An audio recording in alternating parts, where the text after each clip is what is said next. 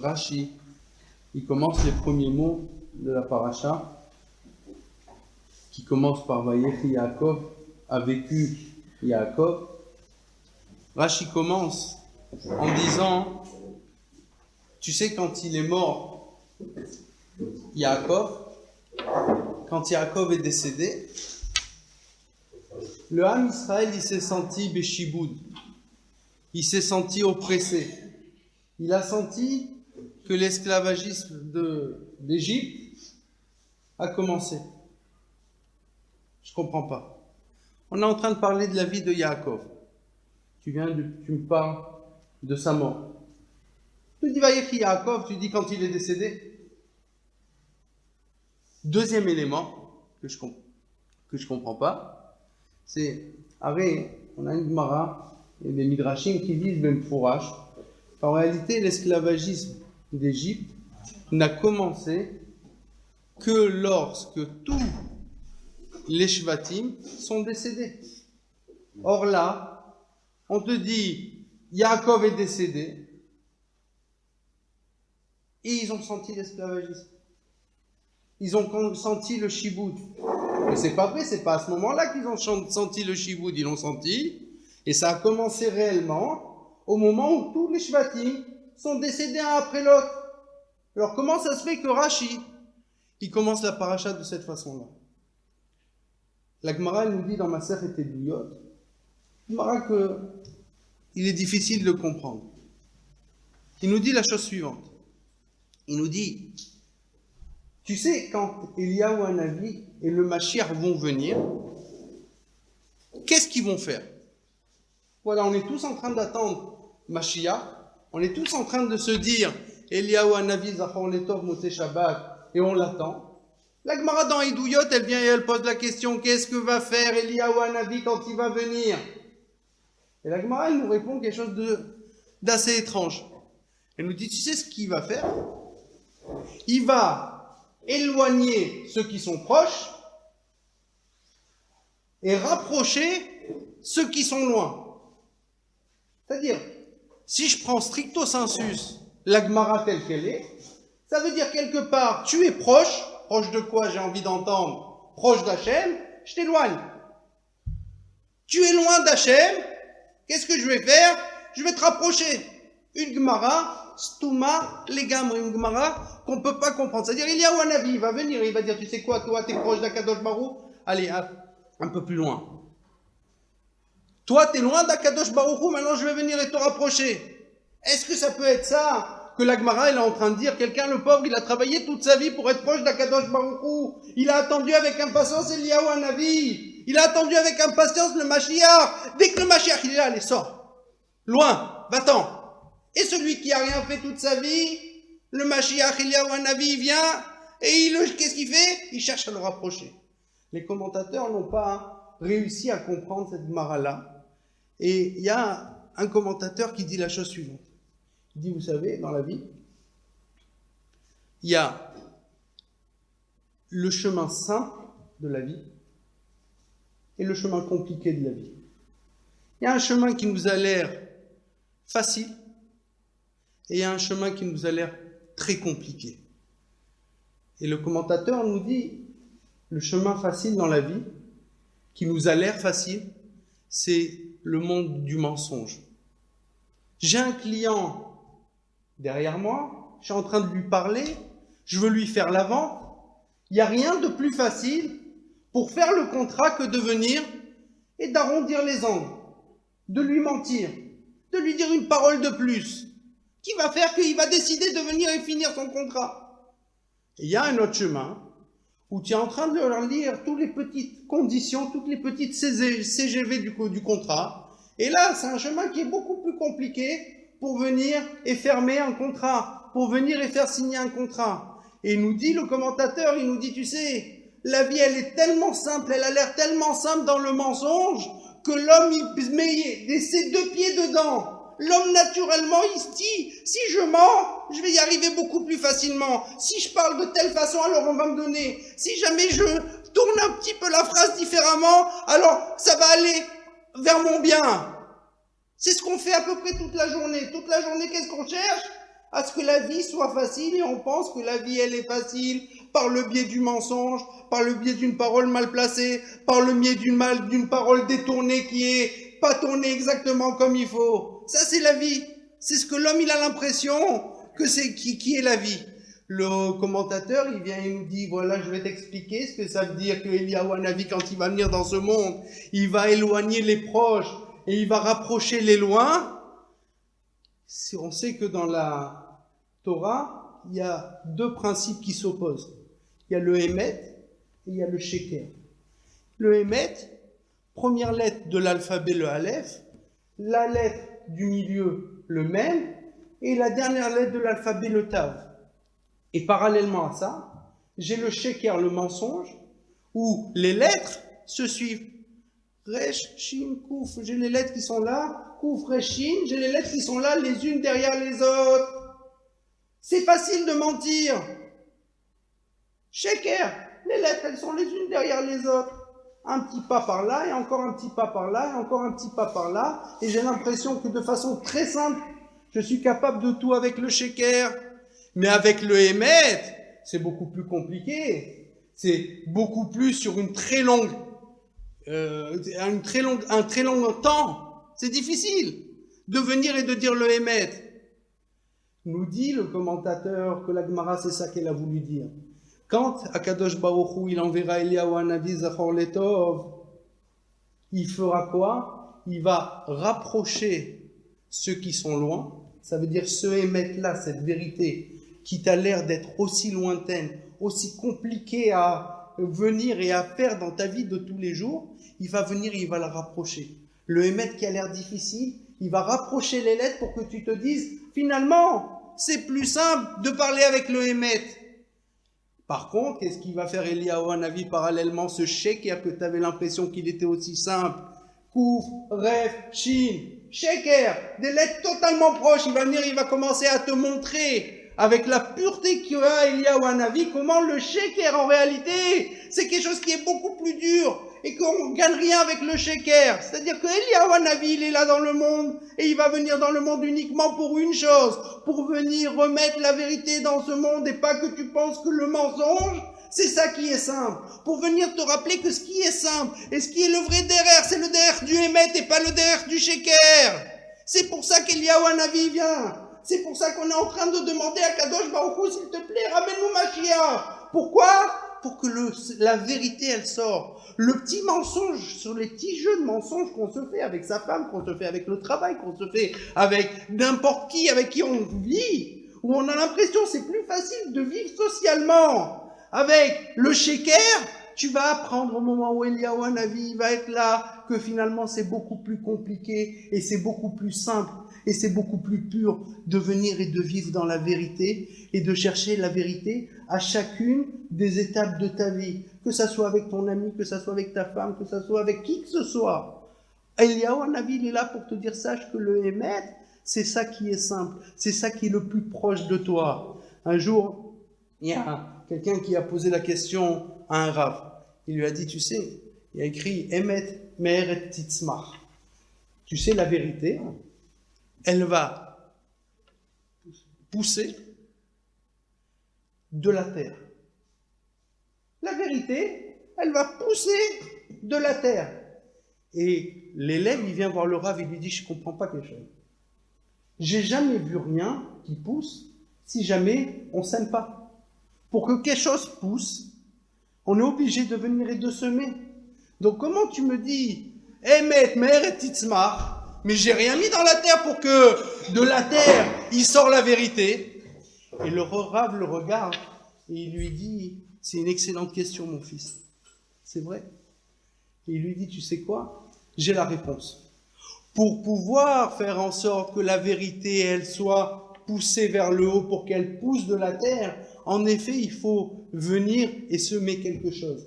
Mais tu sais, la graine qu'il faut semer, il faut la semer bien profondément. Le plus profondément possible. Il dit, mais c'est quoi cette graine? Quelle graine il faut semer pour que la vérité, elle sorte? Il lui dit, il faut venir et rentrer dans la terre le mensonge. Il faut venir et planter dans la terre le mensonge. Une fois que tu as planté dans la terre le mensonge, alors qu'est-ce qui va sortir de la terre? Emet me'eretz tzimtzah. Le Emet, il va venir et sortir. C'est-à-dire que pour faire sortir le Emet, il faut être capable de venir et annuler et rentrer et semer dans la terre au plus profond le sheker qu'il y a en toi tous les jours. À ce moment-là, quand tu viens et tu le sèmes dans la terre, alors à ce moment-là, le Emet, il vient et il sort. Et nous, on fait tout le temps des calculs en se disant, je le fais pour une bonne cause. Je suis en train de mentir pour une bonne cause. Je veux un contrat. Je veux que ma femme ne s'énerve pas contre moi. Et on a tous des bonnes causes pour venir et pour parler du mensonge. Tu veux que la vérité, elle sorte. Tu veux que la vérité, elle pousse de la terre. Rentre d'abord le mensonge au plus profond de la terre. Un jour, il y avait un rav qui est devenu rav. Mais au départ, il n'était pas rav. Et il avait une particularité, c'est que c'était un menteur comme il n'y en a pas deux. Quelqu'un qui, dans son teva, dans sa nature, tu lui dis, il a envie de dire oui, mais comme oui c'est vrai, alors il est obligé de dire non. Et le gars, il souffre toute sa vie de ça. Il souffre de ça, plus savoir quoi en faire. Il fait Shabbat, il mange kasher, mais il ment toute la journée. Toute la journée, il ment. Il s'est passé dans son teva. Qu'est-ce qu'il a fait? Il a dit, je vais me faire un knas. Qu'est-ce que je vais faire comme knas? Il s'est dit, chaque fois que je sors une parole de mensonge de ma bouche, 25 roubles. À l'époque, c'était des roubles. Je vais venir et je vais commencer à sortir de ma poche, ce qui est aimé le plus cher, je vais venir et je vais donner 25 roubles à chacun des mensonges. À qui il va les donner? Aux animes, aux gens qui en ont besoin. Et voilà, il vient pour commencer à parler avec quelqu'un, il dit quelque chose, mensonge. Il prend 25, il les met de côté. Il continue, il se dit, bon, il faut faire gaffe quand même. Et là, maintenant, ça me coûte de l'argent. Deuxième truc, encore mensonge. Il vient, il voit un pauvre. Excuse-moi, tu es pauvre, oui, va cacher à 25. Il se dit, ça y est, je suis obligé d'arrêter. J'ai plus les moyens de venir et de mentir de cette façon-là. Alors, il y a le professeur particulier de son fils qui s'est dit, je comprends pas. Peut-être que c'est bien de mentir là dans ce cas-là. Il est parti voir le monsieur, il lui a dit, tu sais, moi, ce que je connais de la Torah, ce que je connais moi de la Torah, je me dis que peut-être un petit mensonge pour venir et faire de la tzedaka, où les chachamim, ils ont parlé aussi bien de la tzedaka, le pauvre, il n'a pas de quoi manger, chaque fois que tu mens, tu lui donnes une petite tzedaka, et tu es en train de lui donner à manger. Il lui se dit, et il lui dit, tu sais quoi, je pense que maintenant pour toi, c'est une mitzvah de venir et de mentir, parce que derrière ton mensonge, il y a une tzedaka qui est derrière. Il y a plus beau que de venir et de donner à manger à quelqu'un. Il n'a pas de poulet pour Shabbat, il n'a pas de pain pour Shabbat, il n'a pas de poisson, il n'a rien. Tu dis un petit mensonge, il a tout. Ça vaut le coup peut-être de mentir pour ça. Et le gars, il se dit, finalement, pas tort. Alors je vais mentir. Comme ça, au moins, j'aurais gagné mes 25 roubles. Un jour, il y avait le Rav Tzemar Tzedek Milubavitch qui arrivait chez lui. Et il le voit dire n'importe quoi et donner aux pauvres. Un autre, il dit encore n'importe quoi et il redit au pays. Il lui dit, dis-moi, qu'est-ce que tu es en train de faire? Il a dit, tu sais, moi j'ai été un homme qui a toujours menti dans sa nature. Dans ma nature, il y avait le mensonge. J'ai décidé de me battre contre ça et j'ai décidé de payer chaque fois 25 roubles. Le Tzemar Tzedek qui vient et il lui dit, et alors? Il lui dit, après j'ai vu un petit rabbin qui est venu et qui m'a dit, ben, tu sais, pour la mitzvah de Tzedaka, qui vaut tout l'or du monde, ça vaut le coup de mentir, continue à mentir. Le Tzemar Tzedek, il est venu et il lui a dit, tu sais pas, le mensonge, même pour la meilleure des causes, un mot qui est dit de façon mensongère, sache que ça vaut pas la plus grande des mitzvahs du monde. On n'a pas le droit de venir se dire, je suis en train de mentir, ça va me faire une mitzvah, t'as pas le droit. Même pour la mitzvah de Tzedaka, il est interdit de venir et de mentir. À partir de ce moment-là, la personne, elle a décidé, ok, et elle a arrêté petit à petit, elle s'est obligée à venir et à plus dire de mensonges du tout, jusqu'à ce qu'elle est arrivée à plus dire le moindre des mensonges. Un jour, il y avait le Maguid Mesharim. Il y a une femme qui est venue le voir. Et elle lui a dit, et j'ai une question à vous poser. Mon fils, je sens qu'il est très fort en Torah. Je sens que c'est un très grand en Torah. Tout ce qu'il apprend, il apprend de façon la plus parfaite qui existe. C'est magnifique. Mais j'ai envie que vous lui fassiez un petit examen pour qu'on puisse connaître son niveau en Torah. Il lui dit, pas de problème, apporte-moi-le. Elle s'attendait à ce qu'il allait lui poser des questions de Gemara, des questions sur Rashi, des questions sur Tosfot, des questions de Halakha. Qu'est-ce qu'il fait ce Maguid Mesharim? Il vient et lui dit, tu peux me lire l'alphabet? Tu sais lire l'alphabet? Il dit, oui, je sais lire l'alphabet. Il dit, tu peux me lire l'alphabet dans l'ordre? Et il dit, Aleph, Bet, Gimel, Dalet, tout content. Le petit, il connaît ça sur le bout des doigts. Pas de problème, je sais faire l'Aleph, Bet. Il dit, maintenant, je vais te demander quelque chose. Est-ce que tu peux faire le Aleph, Bet à l'envers? Tu commences par le Tav et tu me le fais à l'envers. Le petit, il vient et il lui dit, non, je ne veux pas le faire. Je suis désolé, je ne veux pas le faire. C'est sûr, fais-moi plaisir, c'est un examen. Aleph, Bet, tu sais parfaitement le faire. Fais-moi Tav, commence par le Tav et fais-moi l'alphabet à l'envers. Il lui dit, je ne veux pas le faire. Le Rav, il se lève, il va à côté de son manteau et il prend un petit billet. Il prend un petit billet et il revient. Il lui dit, mon fils, fais-moi l'alphabet à l'envers. Je ne fais pas. Il vient et lui glisse le petit billet et il lui dit, ça c'est pour toi si tu me fais l'alphabet à l'envers. Et il lui fait l'alphabet à l'envers.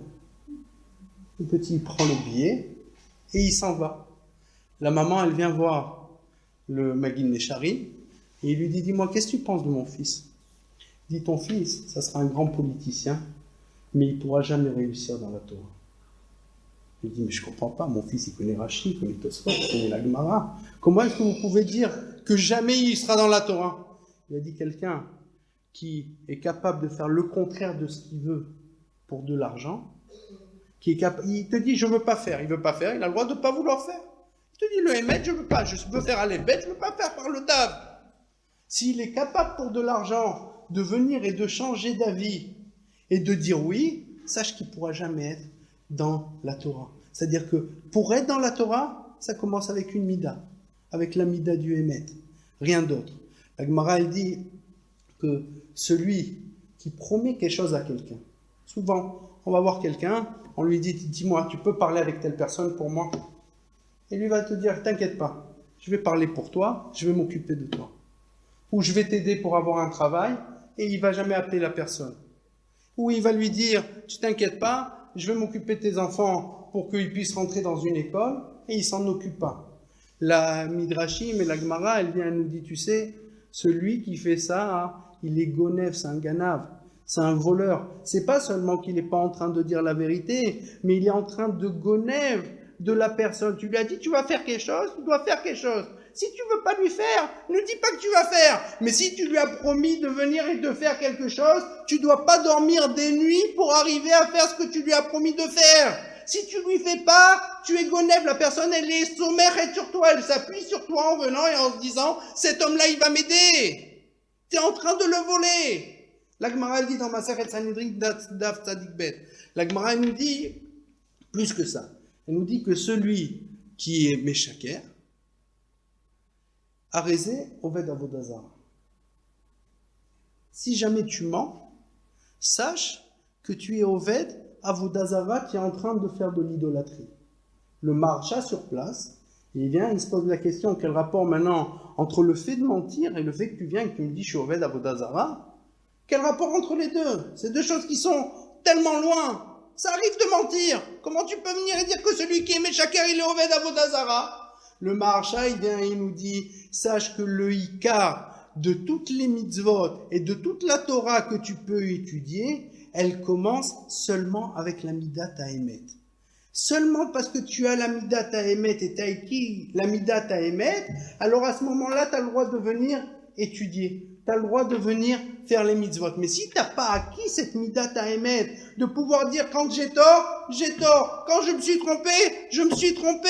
Ça commence pas la Torah. Tu peux faire Shabbat, tu peux étudier la Torah, tu peux croire que tu es un tzaddik olam. Mais si au départ il n'y a pas le émettre, ça vaut absolument rien. C'est que tu considères pas que tu es en train d'étudier pour Hachem. Tu considères pas que tu es en train de faire les mitzvot pour Hachem. Tu es en train de faire tout ça pour toi. Parce que ton intérêt à toi, il passe avant celui d'Akadosh Baruch Hu. Et donc tu es prêt à être méchaker. Mais si tu le faisais pour Hachem, alors tu sais que le nom d'Hachem c'est Emet. Le nom d'Hachem, Chotamosh et l'Akadosh Baruch Hu. Emet, comment Akadosh Baruch Hu, il signe son nom? Il le signe avec le Emet. Alors si tu crois que t'es Shomer Shabbat, tu manges kasher, tu fais des mitzvot, et tu penses que t'es un Oved Hachem, t'es pas un Oved Hachem. T'es un Oved Etatzmecha. T'es en train de te faire plaisir. Tu peux être le plus grand Gemara. Mais cette Gemara-là, c'est comme des mathématiques. Je te donne des mathématiques. Tu vas kiffer les mathématiques autant que la Gemara. Tu le fais pas pour Hachem.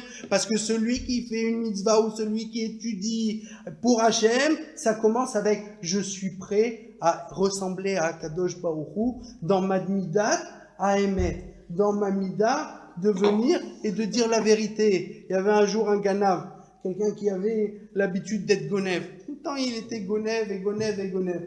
Un jour, ce Ganav, il s'est dit « je vais aller faire tchouva, je vais aller voir le Rav. » Il lui a dit quoi? Il est parti voir le Rav, il lui a dit qu'est-ce que je peux faire? Je suis désolé, Hatati, Pachati, Amiti, mais je vole sans arrêt. Depuis qu'on est enfant, on apprend à voler. Que ce soit les clients, que ce soit ma femme, que ce soit mes enfants. Je vole, je vole. Comment est-ce que je peux faire tchouva là-dessus? Il lui dit, je vais te réfléchir, reviens demain. Et le Rav, il réfléchit toute la journée. Qu'est-ce qu'il peut lui donner comme conseil? Il lui a dit, voilà, je vais te donner un conseil pour arrêter de voler. Le lendemain, il arrive et il lui dit, je vais te donner un conseil. C'est le marchand qui ramène cette histoire. Il lui dit, je te demande chaque fois de dire la vérité. À partir de maintenant, tu dis la vérité. Chaque fois qu'on te pose une question, tu dis la vérité. Le gars, il a dit, ça n'a pas l'air d'être compliqué. Si ça, c'est ma tchouva, je vais pouvoir continuer à faire ma vie tranquillement et je vais commencer à dire la vérité. Et un jour, il voit un riche qui est en train de déménager. Et il s'en va en se disant, je vais aller voler. Il y a un de ses enfants qui vient et qui lui dit, papa, où tu vas? Où je vais? Voler. J'ai promis au Rav de venir et de dire la vérité. Après, il voit quelqu'un d'autre dans la rue qui lui dit, qu'est-ce que tu as à faire ici?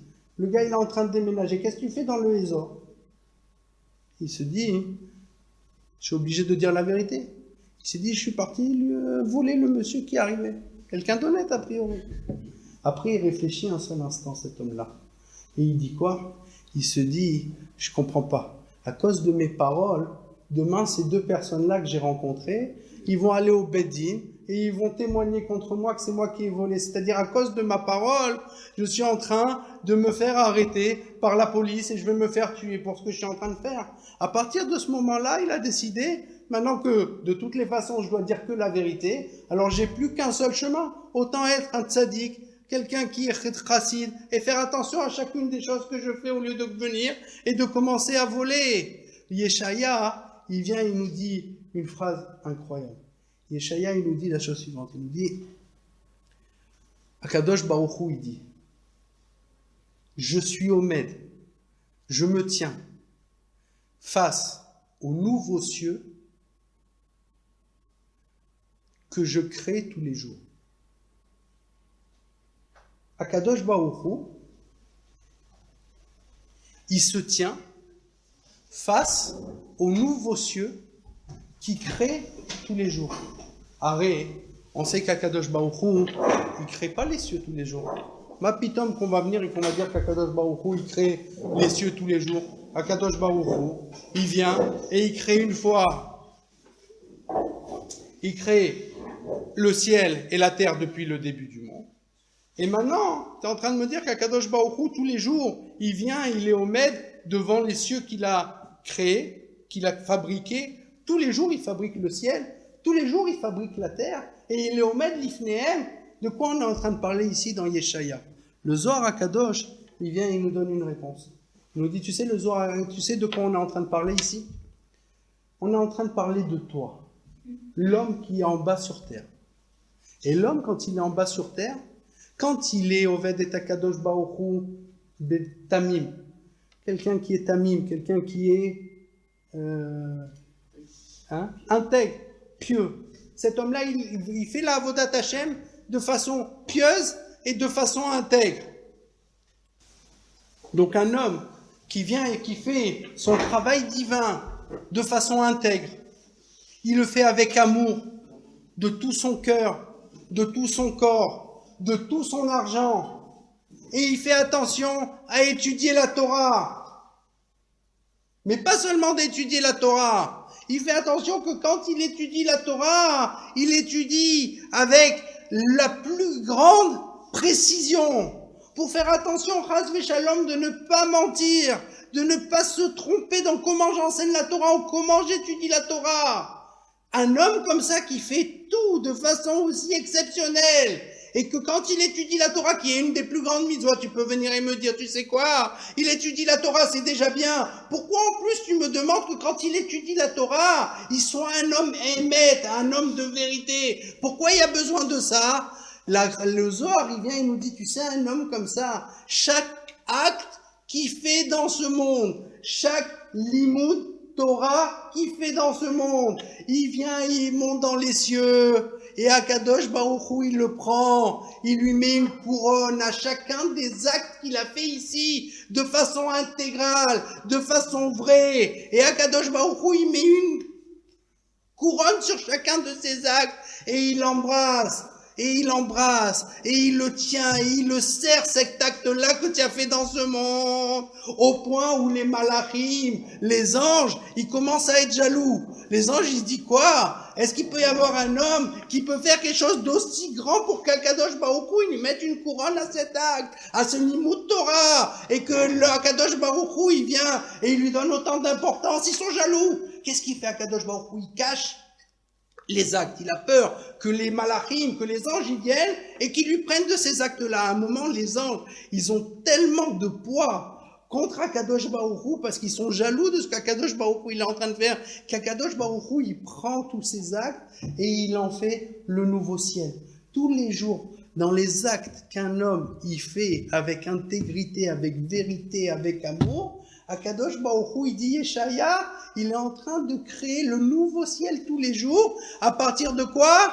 À partir de cet acte exceptionnel que tu viens et que tu fais. Et plus que ça, il nous dit que en réalité, on sait qu'on a toujours, il y a toujours une discussion, c'est quoi l'ashgacha pratit? Quand est-ce qu'on a une ashgacha pratit? On se dit, qu'est-ce qu'Akadosh Baruch Hu, il s'occupe de moi, de chacun de nous? Oui, Akadosh Baruch Hu, il s'occupe de chacun de nous. Mais ô combien la Hashgacha pratique, elle dépend en réalité de mes actes. C'est-à-dire que quand moi je fais un acte de façon intègre, de façon complète, bet mimout, par amour, complètement pour Akadosh Baruch Hu et de façon totalement vraie, ce ciel-là et cette terre-là qu'Akadosh Baruch Hu il crée tous les mondes à cause de mon acte, grâce à mon acte, c'est ce route-là qui va faire que Akadosh Baruch Hu, il va être mitapel becha beprate pratim. Akadosh Baruch Hu, il va s'occuper de chacun des détails de ta vie grâce au fait que tu as fait un acte aussi beau qu'il est venu et qu'il a embrassé et qu'il a remis sur terre et qu'il a remis dans le ciel. C'est-à-dire que finalement, la hashgacha pratique de l'homme, elle dépend de sa part dans les mitzvot qu'il fait de façon exceptionnelle, et Akadosh Baruch Hu, il lui redonne dans ce monde le fait de venir et de s'occuper encore mieux de lui,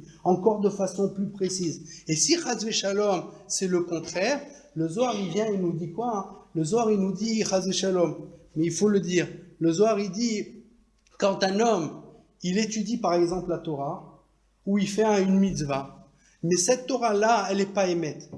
C'est pas pour le émettre. Quand je vais étudier la Torah pour me sauver de ma maison, je suis désolé, c'est pas le émettre. C'est pas parce que je veux étudier la Torah. C'est pas parce que je veux faire j'ai pas un beau ridouche au moment où il faut venir et faire la vaisselle avec les femmes. C'est pas vrai, c'est pas ça la vraie Torah. Et le Zohar, il nous dit, si jamais ta Torah ou ton acte, il est pas émettre, il est pas vrai, alors ton acte, il vient et il monte dans le ciel. Et cette fois-ci, qu'est-ce qui se passe? Il y a les malachim Chabala, les malachim qui sont négatifs, qui le prennent, et au lieu de créer le ciel et la terre avec les actes qui sont bons, ils viennent recréer le tohu et le bohu. Ils recréent le tohu bohu à partir de cet acte-là qui est un acte de mensonge. Et quoi? Et les malachim, à ce moment-là, le Zohar qui dit, vous savez, tous les pigouïm, chas v'shalom, qu'il y a en Israël, tous les pigouïm qu'il y a sur le Ham Israël, ils viennent d'ici. Et Akadosh Baruch Hu, il veut prendre ces actes, mais il peut pas. C'est les malachim Chabala qui viennent et qui prennent cet acte, et ils viennent, les anges, ils prennent ces mauvais actes, et ils se mettent dans le corps des assassins, dans le corps de ces terroristes, et ils viennent ainsi décider de venir et être Mechabel dans le monde où on est. C'est-à-dire que nous, on est en train de se dire comment ça lui a pris à cet homme-là de venir et de vouloir faire un attentat chas v'shalom. Il faut réfléchir d'après le Zohar à ta responsabilité à toi. Au lieu de faire un acte de vérité, tu as fait un acte de sheker. Tu as créé le sheker, tu es venu et tu as créé dans le monde un cycle que lo alenu velo alechem. Et on ne peut rien derrière ça. D'ailleurs, la Gemara dit, Rabbi Yochanan, Rabbi Shimon Bar Yochai, il est venu et il a dit à ses enfants, je vais vous dire quelque chose, à ses élèves, faites-moi plaisir, quand vous étudiez la Torah, quand vous étudiez un Mahamar, si vous ne le connaissez pas parfaitement, de façon vraie, et que vous ne l'avez pas entendu de quelqu'un qui est un grand homme, ne le dites pas. Et là-bas, qu'est-ce qu'elle dit, la Gemara? La Gemara, elle dit que les élèves lui ont dit Hachem yatzilenu. Hachem, qu'Hachem nous protège. Je comprends pas. Pourquoi tu dis qu'Hachem nous protège? Il t'a qu'à venir et dire oui, je suis d'accord que quand il y a un acte, quand il y a une Torah que je connais pas, je la dis pas. Mais pourquoi Hachem yatzilenu? Le Zohar, il nous dit, c'est exactement la même chose. C'est-à-dire, tu viens et tu étudies une Torah qui est fausse et tu es en train d'enseigner une Torah qui est fausse. Sache que Hachem yatzilenu de ce que ça peut venir et apporter de négatif dans le monde. Et nous, on a vu combien nos Talmidei Chachamim, ils ont fait attention à cette midah de émettre. Que chacun de leurs gestes, il était émettre au plus profond. Un jour, il y avait un rav qui s'appelait Rabbi Raphaël. Rabbi Raphaël, un jour, il a dit, je vais voir mes élèves, s'ils sont émettre ou ils ne sont pas émettre. Qu'est-ce qu'il a fait? Il est parti, il était au Beth Midrash, et il a dit à son élève, dis-moi, il pleut maintenant ou il pleut pas? L'élève, il lui a dit, je vais aller voir. L'élève, il se déplace, il va à l'extérieur, il met la main, et il voit qu'il y a quelques gouttes qui lui tombent dans la main, sur la main. Il revient, et il lui dit, oui, mon maître, il pleut maintenant. Il le regarde et lui dit, comment tu peux me dire il pleut maintenant? Tu peux me dire qu'il a plu quelques gouttes il y a quelques minutes, quelques instants, mais de me dire il pleut maintenant, c'est du mensonge, c'est du shekel. Tu fais pas attention à ce que tu dis. Comment tu peux ne pas faire attention à ce que tu dis? Le Rav Elmani Tzadik Libracha, il s'enorgueillait d'une chose. De quoi il s'enorgueillait? Chaque fois qu'il sortait ses feuilles de Rabbanout, qu'est-ce qu'il regardait? Il venait, il me montrait, il regarde dans l'entête de ma feuille de Rabbanout, qu'est-ce qu'il y a écrit? Av Bedin Yerushalayim, puisqu'il était Av Bedin de Yerushalayim, et entre parenthèses, Lifnim, les Sheavar. Ça veut dire quoi? Je suis Av Bedin, mais il a mis quand même entre parenthèses. Dès qu'il a quitté son poste de Av Bedin, il a mis entre parenthèses. Avant, j'étais Av Bedin. Et il s'enorgueillait de quoi? Avec toute sa Torah et avec toute sa connaissance et avec toute sa force. Je m'enorgueillis de ne pas avoir honte de venir et écrire sur mon en-tête que je suis plus Av Bedin. Je le suis plus. La Mida du Ham Israël, c'est le Hémet. Là, il y a un mois de ça, un mois et demi de ça. Je suis parti à Paris. Et je devais rencontrer, David, il était présent. Je devais rencontrer un couple où la femme, elle n'est pas juive. Et le mari, il est juif. On les a rencontrés dans un restaurant. Et je vais m'asseoir avec eux. La femme, elle est enceinte. Elle a 2 petites filles. Maintenant, elle est enceinte. Il y a 2 solutions. Ou on laisse l'enfant naître et on convertit. Donc, il faut faire le mikvé, etc. Ou bien on se dit, avant qu'il naisse, que cet enfant, déjà, il naisse juif. Donc, on m'a demandé, le rabbin de Cannes m'a demandé d'aller voir ce couple-là. Je vais les voir. Je m'assois avec eux et je commence à leur poser des questions. On commence à faire connaissance. Lui, il est juif, elle n'est pas juive. Ils ont 2 enfants ensemble, il y a un 3e qui est en chemin. Je viens et je dis au monsieur, vous faites Shabbat? Il me dit non. Ah, ça commence mal, j'ai jamais eu des cas comme ça. En général, tu veux te convertir, tu fais Shabbat. Tu veux te convertir, tu vas au mikvé. Non, je lui dis, excuse-moi, est-ce que vous faites Shabbat? Il dit non, on ne fait pas Shabbat. Tov. Une autre question, excusez-moi. Vous mangez kasher? Il vient et me dit non, je ne mange pas kasher. À la maison, on mange kasher, mais à l'extérieur, ça nous arrive de manger pas kasher. Et on commence à demander où est-ce que les enfants ils étudient. Ils étudient dans des grandes écoles. Enfin, ils sont petits, mais ils étudient dans des écoles qui mènent vers les grandes écoles de Paris. Donc je leur dis, est-ce que si demain vous vous convertissez, vous allez les sortir des écoles goy pour le mettre dans des écoles juives? Il me dit non. Je suis pas prêt. Je lui dis, Shabbat, vous êtes prêt à prendre sur vous? Il me dit oui. Manger kasher, vous êtes prêt à prendre sur vous? Il me dit oui. La taharat habayit, la pureté familiale, vous êtes prêt à prendre sur vous? Il me dit oui. Je leur dis, regardez, je ne suis pas seul à décider dans votre cas, c'est un cas difficile. Il faut faire attention, des enfants qui ne sont pas dans des écoles ou qui vivent en France avec des goïms, il y a un risque qu'à la fin, ils vont se marier avec des goïms. Donc c'est difficile de venir et de permettre ces choses-là. On voit en Israël combien c'est difficile des fois, même si on met les enfants dans des écoles dites religieuses, de voir comment est-ce que des fois on les transforme en des enfants qui n'ont plus du tout l'amour et le regesh de la Torah. C'est-à-dire l'éducation et l'école, c'est quelque chose d'extrêmement important.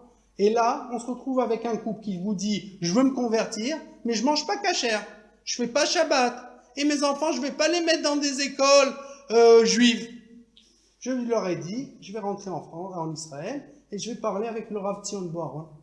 Maintenant, je vous dis la vérité, j'ai tremblé un peu de lui parler.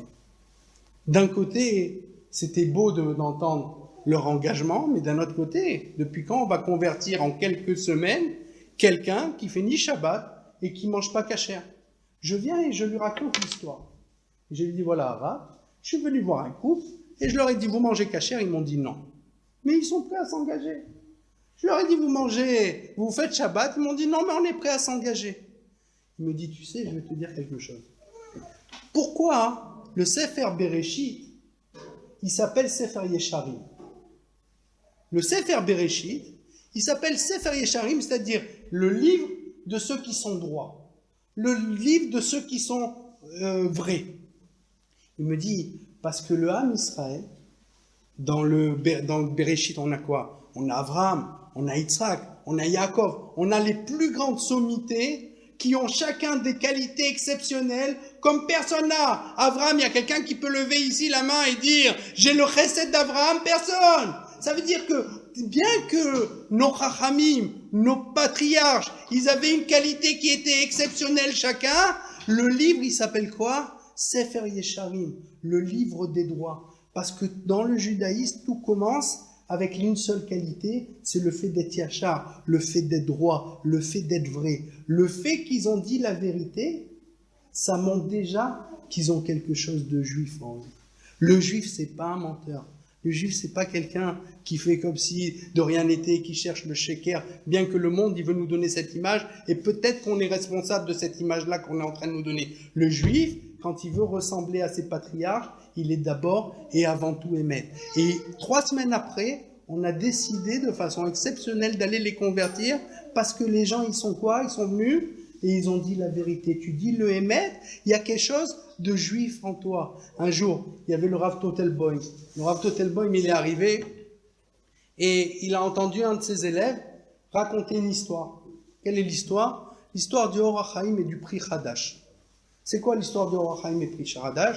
Le Or HaChaim, il avait écrit un livre où il était très dur des fois avec le Pri Hadash, un commentateur, halachique. Et il avait écrit toute une série de responsables où il était en train d'aller contre ce qu'a dit le Pri Hadash.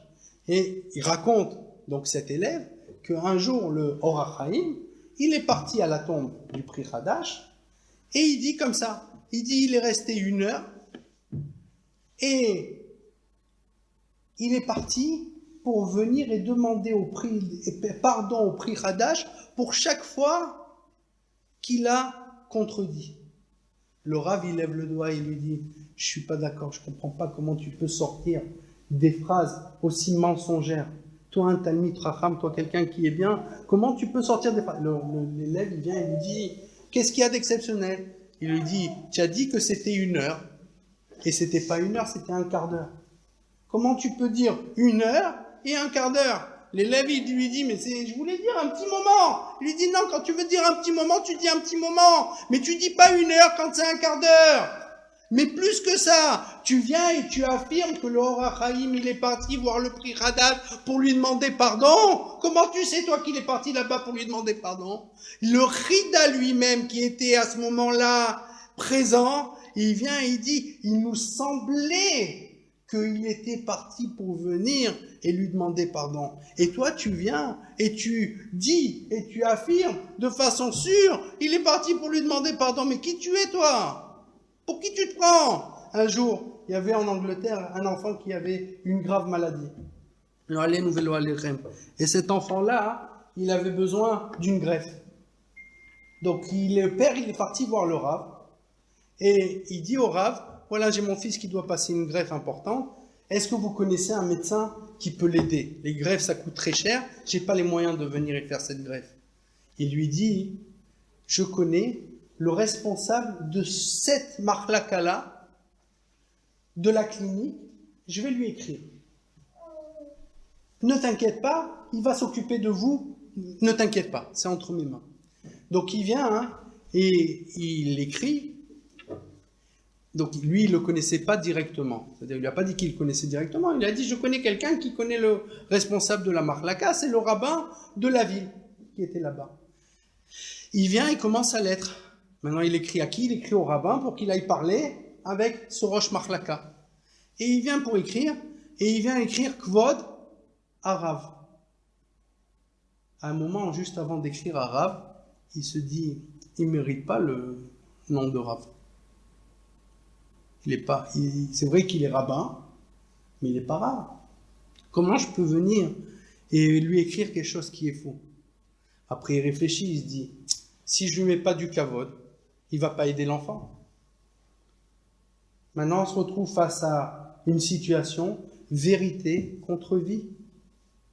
C'est où je dis la vérité et je ne l'appelle pas Rav, ou bien je l'appelle Rav, et à ce moment-là, ce kavod-là que je vais lui donner, il va le prendre pour lui, et il va se dire pourquoi pas l'aider. Et le Rav, il commence à pleurer de chaudes larmes. Akadosh Baruch Hu, je ne peux pas écrire à Rav. Je suis pas capable d'écrire à Rav, parce qu'il est pas Rav. Mais d'un autre côté, il y a une vie qui est face à cet enfant-là maintenant. Et à ce moment-là, il pleure, et il pleure, et il pleure. Et il dit qu'il entend une voix qui lui dit « écris en anglais, n'écris pas en hébreu ». Et il comprend ce qu'on est en train de lui dire. En hébreu, on n'a que le mot Rav pour venir parler d'un Rav. Et Rav, c'est pas n'importe qui, c'est quelqu'un qui a une simcha, etc. En anglais, ça se dit autrement. Comment on dit les Yitzhak? Rabbi. Rabbi, on peut le dire même pour des gens qui sont importants, mais on n'est pas obligé de venir et de dire Rabbi à quelqu'un qui est Rav Behemet. Alors il a décidé de venir et écrire cette lettre en anglais pour que l'homme il puisse venir et aider avec ce Rosh Marlaka. Tirou, combien les Chachamim ils ont fait attention à chacune des choses de leur vie pour être émet. Un jour il y avait le Rav Yehuda Tzadka qui était invité à un grand Irgun. Il y avait une grande soirée entre plusieurs personnes très importantes et ils l'ont invité à être présent. Maintenant il y a une personne qui allait contre la Torah, qui faisait pas les choses selon la Torah et à qui on donnait la parole, et quelqu'un qui était malheureusement contre la Torah mais qui avait une stature et qu'on invitait à certains endroits. Quand on l'a invité à cet endroit-là, au Rav Yehuda Tzadka, il a demandé qui c'est qui est présent. Et il lui a dit telle personne. Il a dit je viens pas. Si cette personne elle est là, je viens pas. Quelques semaines après, grand mariage. Qui est celui qui va faire la choupa? C'est Rav Yehuda Tzadka. Et le Khatan rentre la Kala, elle rentre, et Rav Yehuda Tzadka, il vient pour prendre le micro, et à ce moment-là, il y a cet homme important qui arrive dans la salle, et on lui dit, dites quelques mots avant la choupa. Il prend le micro, et il dit à Rav Yehuda Tzadka devant tout le monde, Ani Samer, je suis heureux d'être présent à ce mariage-là, à côté de Rav Yehuda Tzadka, mais j'aimerais poser ici devant tout le monde une question à Rav Yehuda Tzadka. Est-ce que c'est vrai que tu n'as pas voulu venir à tel kinous, à telle réunion, parce que j'étais là? Qu'est-ce que j'ai fait de mal? Est-ce qu'il commence à parler devant tout le monde? Qu'est-ce que j'ai fait de mal? On est au milieu d'une choupa. Le Messader Kiddushin, c'est le Rav. Tout le monde regarde. Quoi, comment il peut parler du mal d'un homme comme ça? Vous savez, il y a des gens qui ont une stature où on pense que c'est des grands tzadikim, mais finalement, c'est pas du tout des grands tzadikim. Le Rav Yehuda Tzadka, il prend le micro et il lui dit, oui, je suis pas venu parce que tu étais là. Et si je savais que tu étais là au mariage ce soir, je ne serais pas venu. Et j'ai peur de personne. Tu crois que nous, on a peur?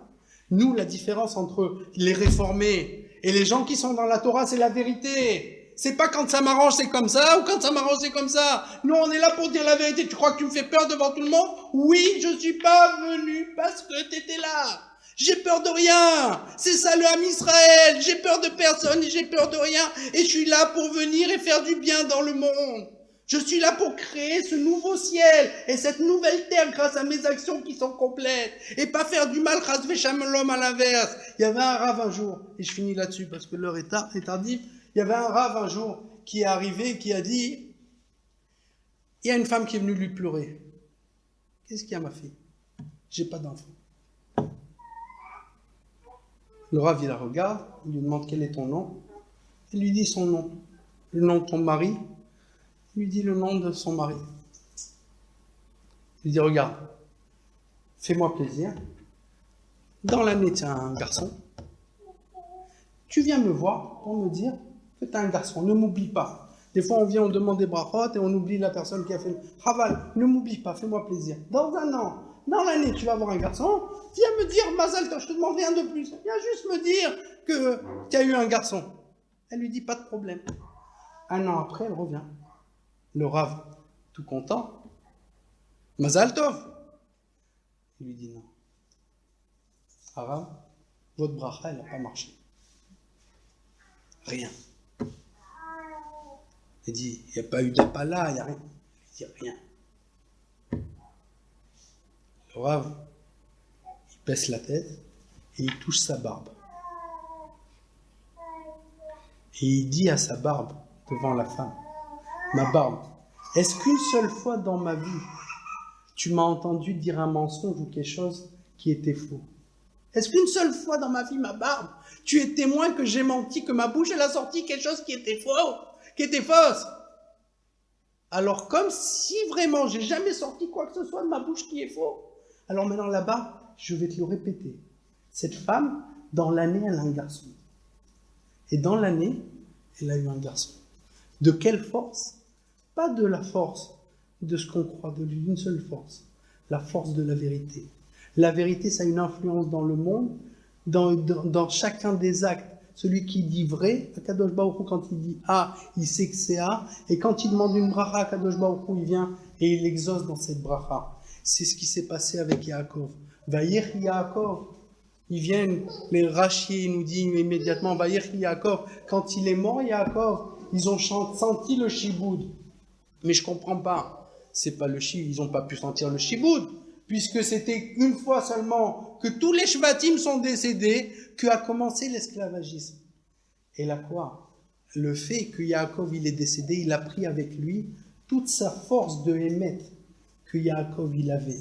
Et le fait d'avoir sorti de ce monde-là le Hémet de Yaakov, alors déjà on se sent moins bien, nous, le Ham Israël. Déjà on se sent meshubadim par rapport au Ham qui est autour de nous. Et c'est ce qu'on dit en réalité. Quand on dit Yaakov Lomet, c'est pas que Yaakov Lomet. C'est que tant qu'il y a le Ham Israël qui se comporte selon les chemins de la Torah et qui font attention et qui comprennent qu'avant chaque mitzvah, il y a une mida qui précède tout ça, c'est le Hémet, alors chacun d'entre nous, on est en train de faire revivre Yaakov Avinu.